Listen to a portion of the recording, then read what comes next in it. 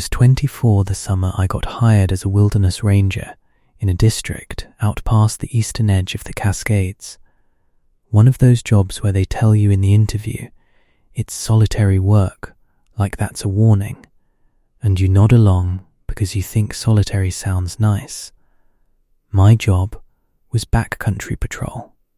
2-3 nights out at a time, checking permits, checking firings, making sure people weren't camping within 100 feet of water they weren't supposed to camp within 100 feet of. Riveting stuff, honestly, I loved it. There was a spur trail on my map, maybe half a mile off the main corridor, marked closed on the official system, decommissioned, they said, some erosion issue from a few seasons back. But every single patrol, I'd see boot prints going in, fresh ones, never coming out that I could tell, though I never followed it far enough to know for sure. I mentioned it to my supervisor once, and he just said, people don't read signs, write it up if I wanted, and I didn't think about it again. That's the thing about a seed like that, it's so small you let it go. For the first few weeks, nothing. Long, quiet days. My radio mostly just static and the occasional check-in from dispatch. I got used to the rhythm of it. I actually started to like the solitude, which I hadn't expected. Then I hit a site about 6 miles in, a spot that hadn't been logged as visited in almost 3 weeks according to the permit book, and the fire ring was warm. Not smouldering, warm, like someone had put it out with dirt an hour before I got there. No pack, no tent, no gear. I figured, okay, day hikers, someone illegally car camping who bailed when they heard me coming.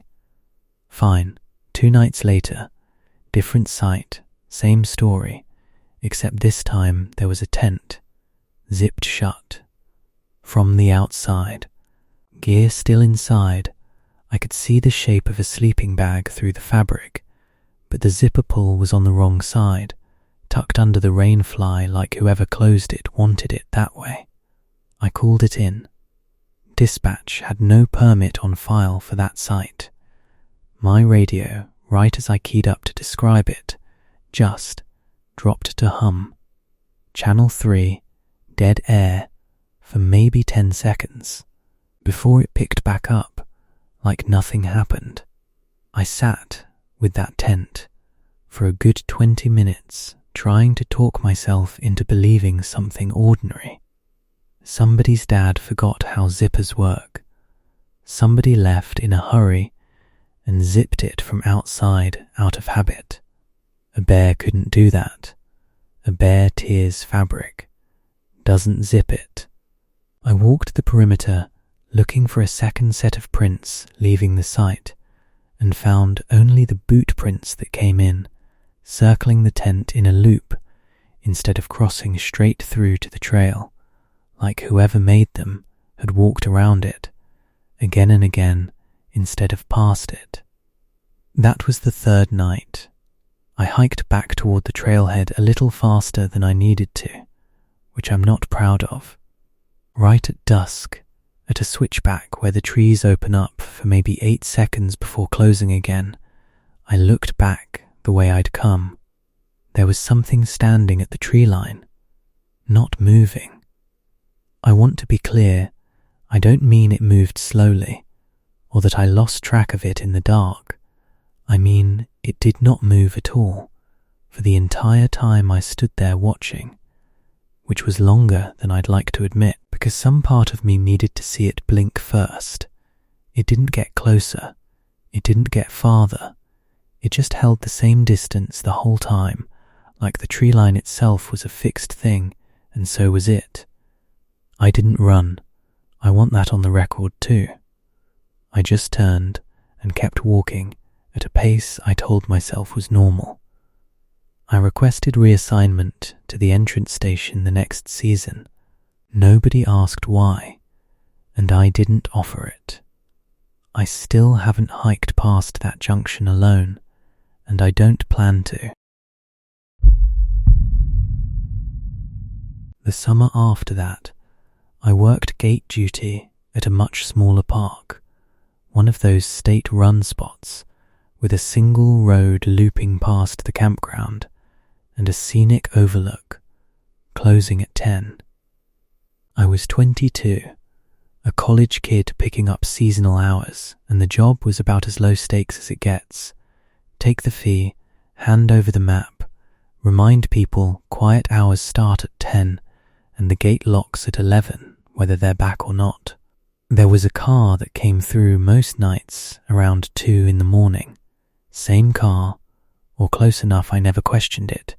Dark sedan, no plate frame. Always paid cash, always exact change, which now that I think about it is a strange thing to notice, but I did notice it. The driver asked the same question every time, word for word. Is the loop road open all the way through tonight? Which, it's always open. That's the whole point of a loop road. There's no through to check. I told my co-worker about it, half joking, and we started calling it Loop Guy. Made it into a bit. That was the false calm, I guess. Weeks of nothing but a weird little routine that felt more funny than wrong.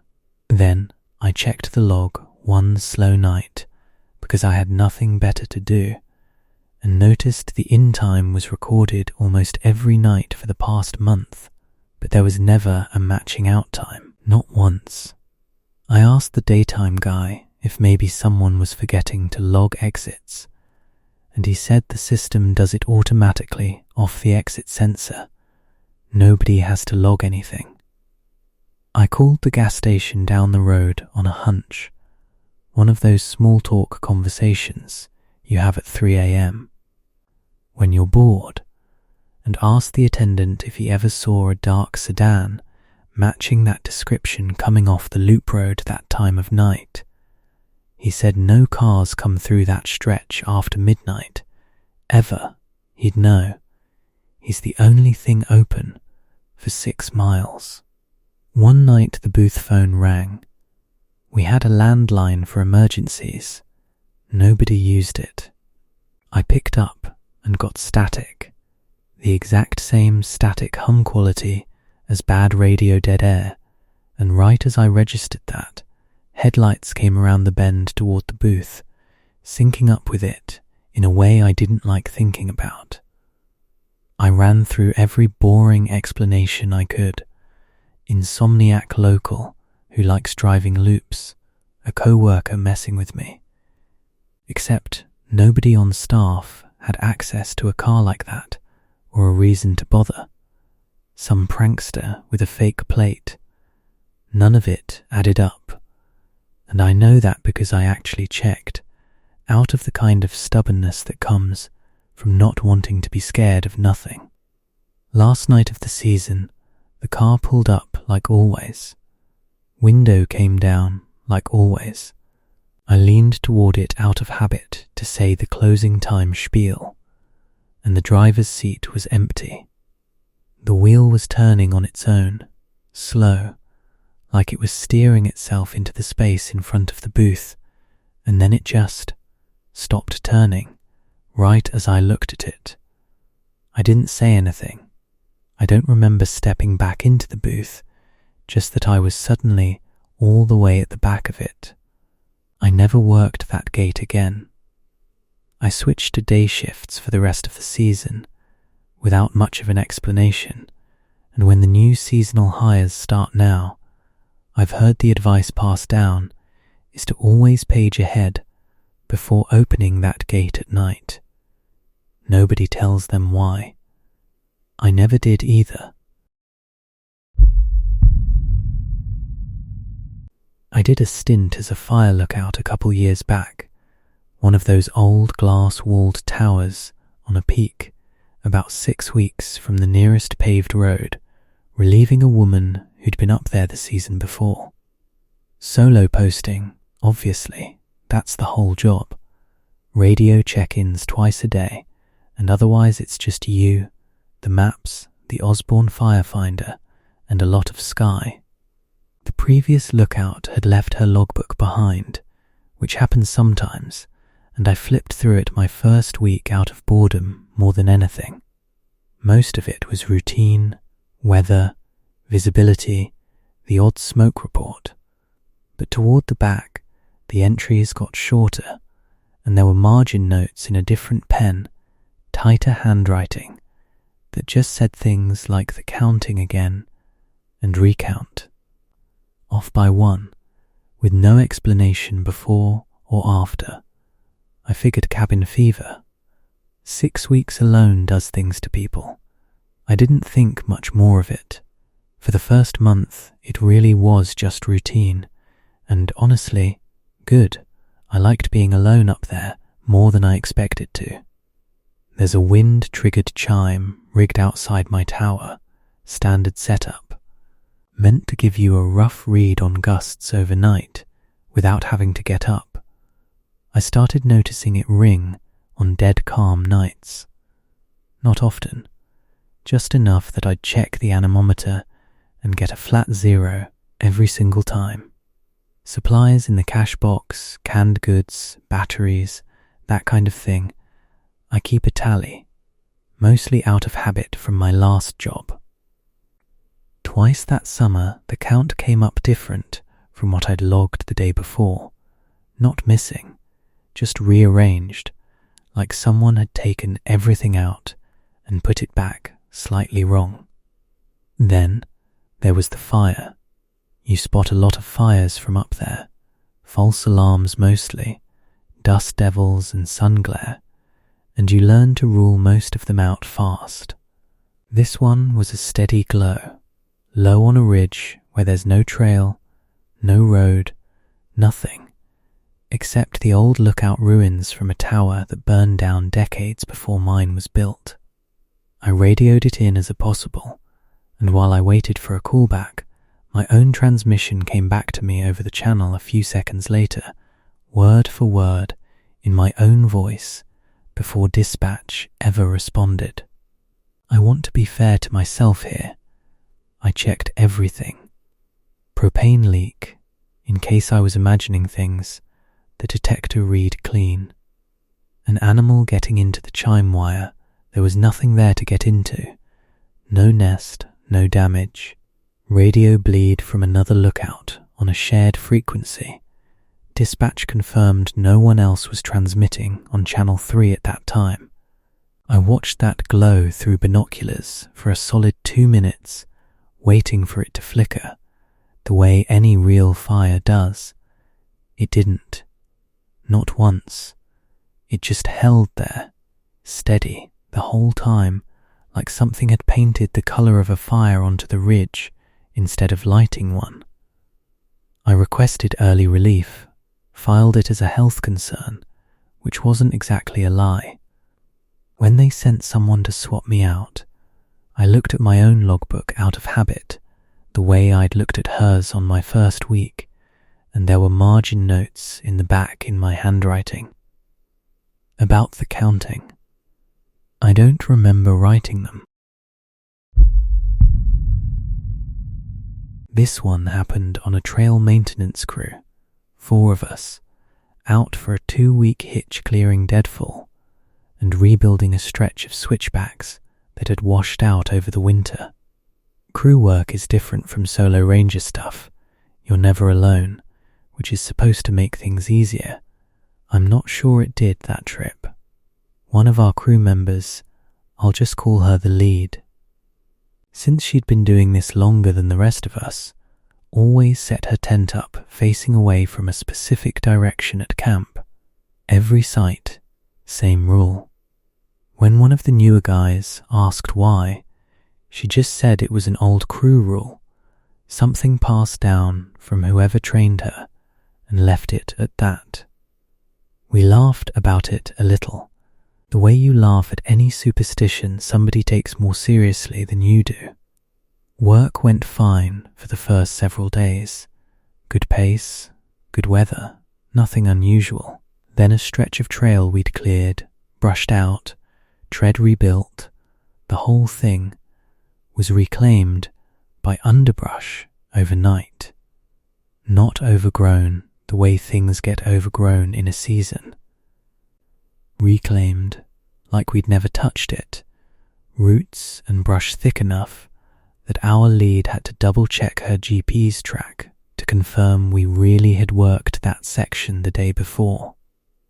Tools started going missing from the cache and turning back up a day later, stacked in a pile that none of us remembered stacking, oddly neat, handles all facing the same direction. One of the younger guys picked up chatter on his handheld one night, trail mileage numbers over and over that didn't match our GPS distances at all, no matter how we tried to reconcile them. And every night, without fail, our lead would leave the tent for exactly as long as it takes to walk to that one specific spot she always faced her tent away from, and come back. And not discuss it if anyone asked. We ran through everything. Sleepwalking, she said she'd never sleepwalked in her life, and none of us saw her asleep leave. She was just gone, and then back. Wildlife dragging brush back over cleared trail. The density of what grew back in a single night ruled that out on its own. A rival crew messing with our site as some kind of prank. There was no other crew scheduled anywhere near that drainage that season, we checked. I followed her one night, kept my distance, stayed behind a tree the whole time, told myself I just wanted to know she was okay. She was standing at that spot, facing the direction she never let her tent face, completely still for the entire time I watched. Which felt like a long time, and was probably only a couple of minutes. I left before she could catch me there. I didn't want her to know I'd seen it, and I still don't fully know why. She quit mid-hitch a few days later, no real notice, said she had a family thing.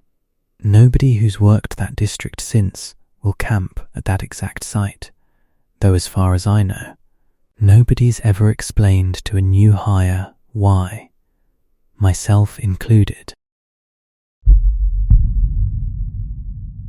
Out of everything from those years, this is the one I think about the most, and it's also the longest to tell, so bear with me. I worked a research contract for a couple of seasons doing camera trap surveys in a closed backcountry zone, a grid of maybe 40 motion-triggered cameras spread over a drainage that was off-limits to the public, checking them every couple weeks for wildlife activity data, mostly solo work, overnight hikes between camera stations, with radio check-ins on Channel 3, whenever I had line of sight to a ridge. It's slow, meticulous work. You get to know a landscape in a way most people never do. Every drainage and deadfall and game trail memorized down to the smell of it. One camera on the grid, Station 17, if it matters to you, it doesn't really, started producing something strange about 2 months into the survey. Every week, same night, same time, 3:14 in the morning, it captured a photo of a figure standing in frame, not doing anything, just standing there, facing the camera. I want to be clear, this wasn't a blurry shape you squint at and decide is a person. It was clean, in focus, a human figure, every week, at exactly that timestamp, regardless of moon phase, regardless of whether any animals had triggered the sensor that night at all. At first I assumed it was a hiker, maybe someone poaching in a closed zone, getting a kick out of posing for the camera. I didn't adjust anything. I just kept doing my rounds, the same rhythm I'd had for months, hike in, check batteries, swap SD cards, hike to the next station. The rest of the grid behaved completely normally the whole time. That's important, because it means whatever this was, it wasn't a grid-wide glitch. It was specific. Here's where it stopped being explainable in any way I was comfortable with. The camera logs a trigger event every time the motion sensor fires. That's a separate metadata file from the photo itself, standard for this kind of equipment. The photo from Station 17 existed in the folder every week. The trigger log did not. There was no record of the sensor ever firing on those nights. The photo was just there. The figure's position in the frame was identical, pixel for pixel, week to week, not similar, identical, like a still image dropped into the folder rather than something the camera had actually captured in the field. I moved a second camera, completely separate hardware, different battery, different SD card, 4 miles away on the far side of the drainage, specifically to test whether this was a hardware issue with that one unit. That week, at 3:14, on the new camera, in the new location, same figure, same stillness, same absence of a trigger log. Then I moved the original camera, Station 17, to an entirely new spot on the grid, somewhere it had never been. The photo still appeared that week, 3:14, from the new location, same figure, standing exactly the way it always had. Every one of those weeks, when I did my scheduled 3 a.m. radio check-in with the other biologist covering a neighbouring grid, Channel 3 went to a flat hum instead of her usual response. Every single time. She confirmed on the days I saw her in person that she'd been transmitting fine on her end, no idea why it wasn't reaching me. I want you to understand, I did not take any of this at face value. I pulled the raw firmware logs off both cameras myself. I checked hardware serial numbers to rule out some kind of cross-contamination or shared network issue, which isn't even how these units work. They're not networked at all. I considered a co-worker with a spare unit playing a long game of a prank and ruled it out. Nobody else had access to that gear, and the timing coincided too precisely across separate hardware for any prankster to pull off without being caught on camera themselves. So I decided to sit at the camera myself. Station 17, new location, 3 a.m. waiting for 3:14. I told myself if I was there in person, whatever was happening would either stop or I'd finally see it happen with my own eyes. At 3:14, the camera's infrared flash fired, once, on its own. No animal in front of it, no motion I could see. I was staring directly at the lens the entire time, and I did not see anyone or anything appear in front of that camera.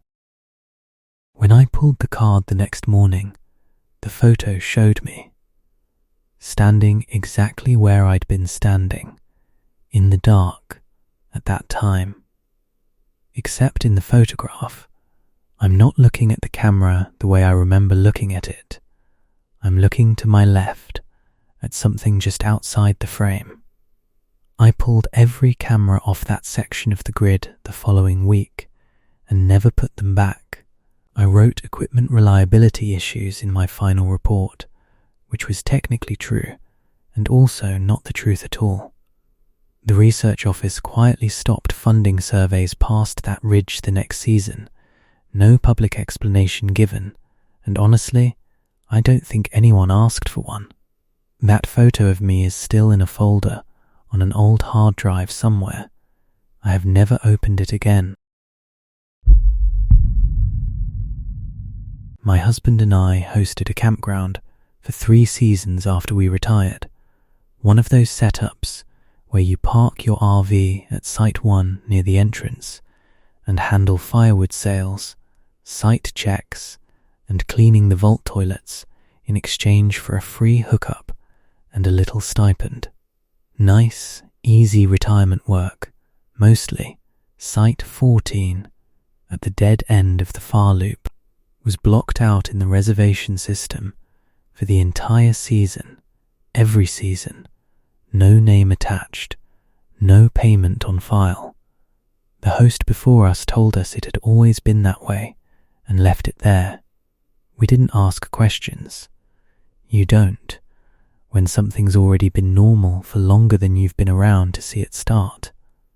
Nobody ever checked into Site 14, and yet more than once we'd find firewood we'd stacked at the entrance kiosk gone from the pile and burned down at that exact firing overnight, down to ash, despite no vehicle ever passing the gate log for that loop. There was a lantern glow out there most nights, right around the same hour, always dark again by the time either of us walked over to check on it, though the ash in the ring would still be warm, warmer, actually, than a fire that had burned out naturally that long ago should be. My husband's a careful man, checked it with a thermometer once out of pure stubbornness. Didn't add up. The picnic table at that site kept facing the loop road instead of the tree line, no matter how many times we walked over and turned it back to face the woods the way every other table in the campground does. Every morning it was turned again. One night my husband was doing his walk of the loop and heard, coming from that direction, a voice reciting the campground quiet hours rules. Word for word, the same script we say to new arrivals at check-in. There's no speaker system out there, no radio, nothing that could produce that. We looked at every other explanation first, because we're not the type to jump to anything strange. Other campers messing around, we checked. Nobody in the loop was missing so much as a lawn chair, and nobody would admit to it, even as a joke. Wildlife dragging things around doesn't explain a picnic table rotating a full 90 degrees on a base bolted into concrete. Wind. The nights this happened were still, dead calm. We both checked before walking out there. Near the end of our last season, I finally walked out to Site 14 alone at dusk, mostly out of stubbornness, wanting to see it turned back facing the woods with my own eyes at least once. The table was already facing me, directly at me. Before I'd made a sound, before I'd even fully stepped into the clearing, like it had been waiting on that exact angle for however long it took me to get there. We requested that site be permanently pulled from the reservation system before we left that job. No exceptions, and when the district office asked why, we just said it wasn't worth the maintenance headache. That's not really why. We just didn't have a way to explain the real reason that wouldn't have gotten us laughed at, or worse, replaced.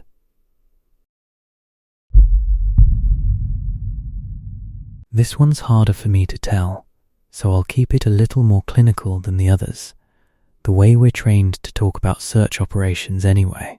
I was part of a search and rescue team called out for a missing hiker report in a remote drainage, someone who hadn't checked in with family after a planned day hike.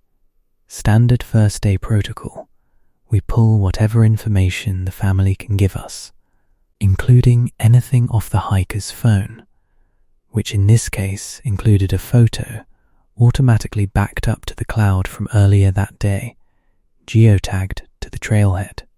In the background of that photo, at the tree line behind the hiker, there's a second figure. The family was adamant nobody else was on that hike with them, and there was no second name on the trip itinerary they'd left at home. We ran the first day the way we run every first day, grid search near the last known point, no major red flags yet, nothing that suggested anything beyond a hiker who'd gotten turned around or hurt somewhere off trail.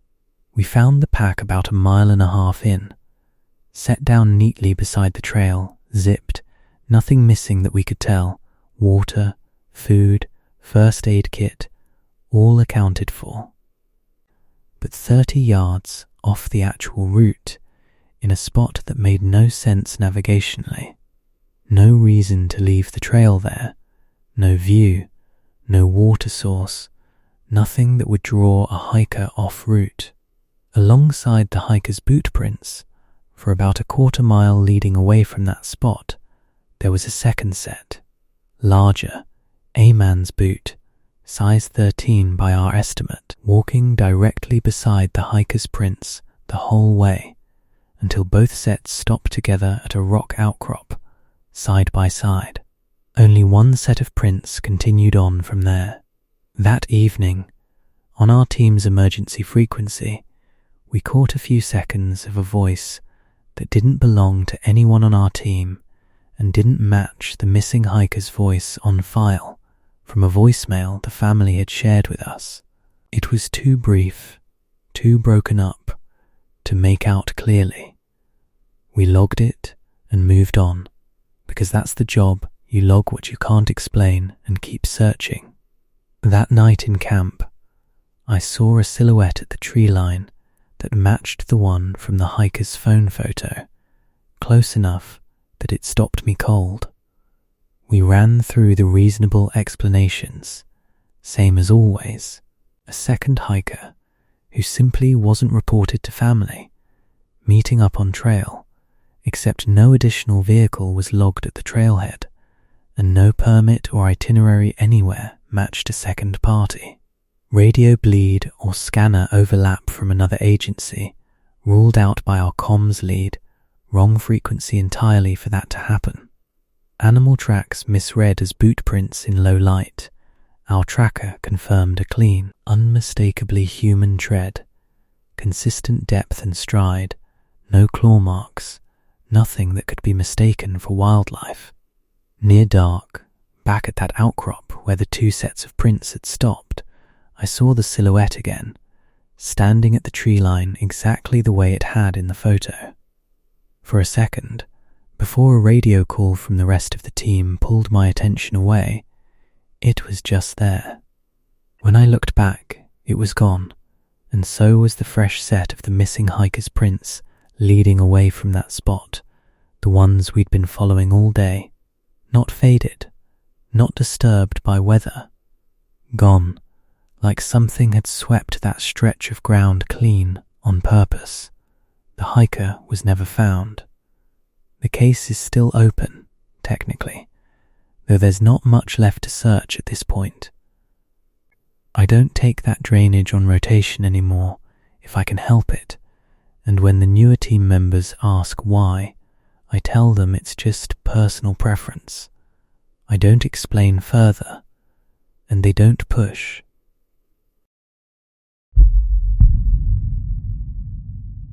My last one happened during my first season, on the final closing shift before the park shut down for winter, the kind of night where you're locking up exhibits, turning off displays, doing the long walk-through to make sure nothing's left running before you hand the building over to an empty season.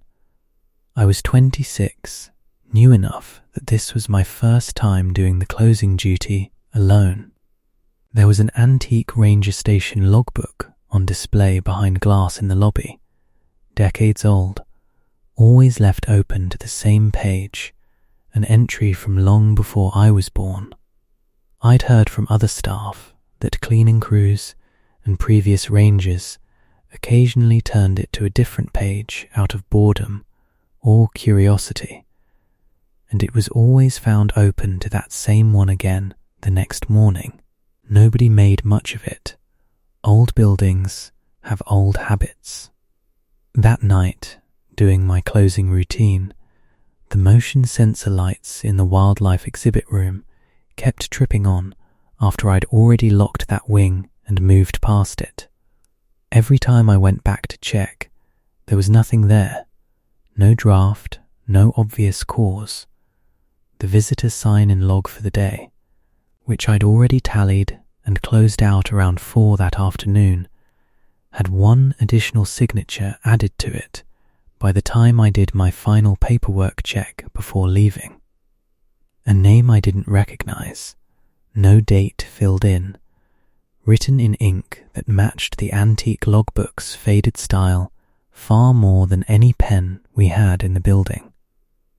Right as I did my final radio check before heading out, Channel 3 dropped that same flat hum I'd heard once before, back on my very first solo patrol early that season, before I'd transferred to visitor center duty.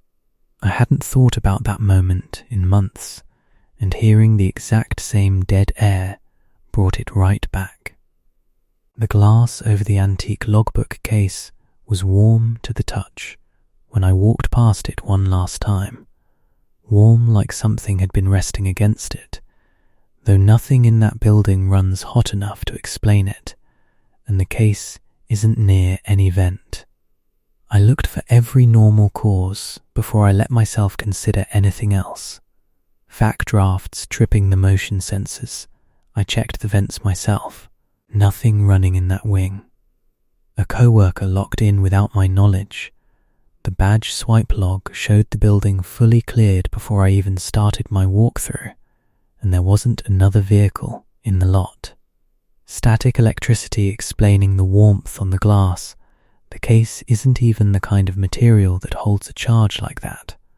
On my very last pass through the lobby, flashlight in hand, the old logbook had changed. Same aged paper, same faded ink style as always, but open now to a different page than it had sat on for as long as anyone could remember, and at the bottom of that new page, one line was legible in a way the rest of the entry wasn't, fresh enough to read, though everything around it was decades faded. I didn't read it all the way through. I closed up, got in my car, and drove out. I left a note for the ranger coming on in spring, asking them to always double-check that case was turned back to its usual page before locking up for the night. I never told them which page that was, or why it mattered. I still don't know if I could explain it, even if I tried. That's all 8 for tonight. If you made it this far, thank you for sticking around, whether you're drifting off or just keeping me company while you play. If you liked these, sticking around and subscribing helps a lot. No pressure though. Get some rest, or good luck out there in the world you're building. Either way, keep an ear out for the quiet ones, and I'll catch you in the next one.